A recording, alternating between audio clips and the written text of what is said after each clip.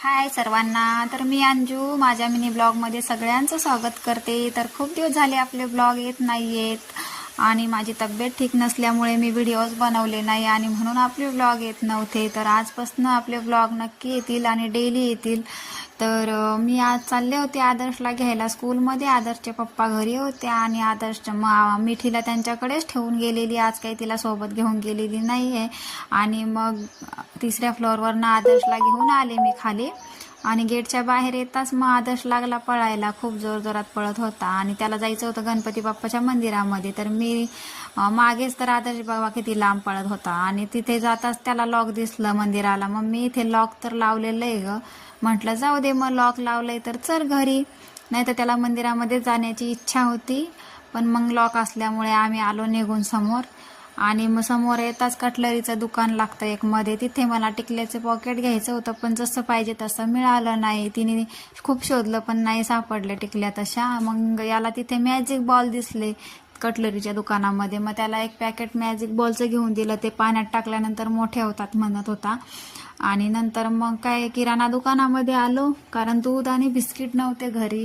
मिठीला दूध बिस्किट लागतात खायला. तर मग दूध बिस्किट घेतले आणि तिथनं पण मग निघालो घरी. दुकानवालीला दाखवत होता मॅजिक बॉल.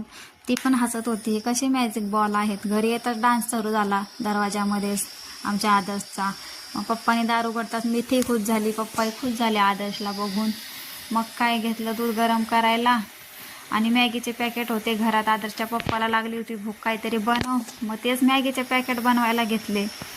मग काय आज थोडं वेगळी मॅगी बनवू म्हटलं. तर मग आज कशी वेगळी बनवायची, तर काहीतरी डोकं लावलं काय कशी करू म्हणून.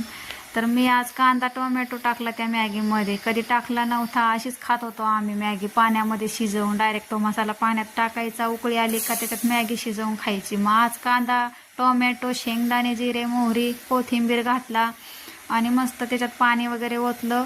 पाणी ओतून मस्त शिजण्या इतकं पाणी टाकलं, मस्त ते मसाला वगैरे परतून छान पाणी टाकून घेतलं शिजण्या इतकं.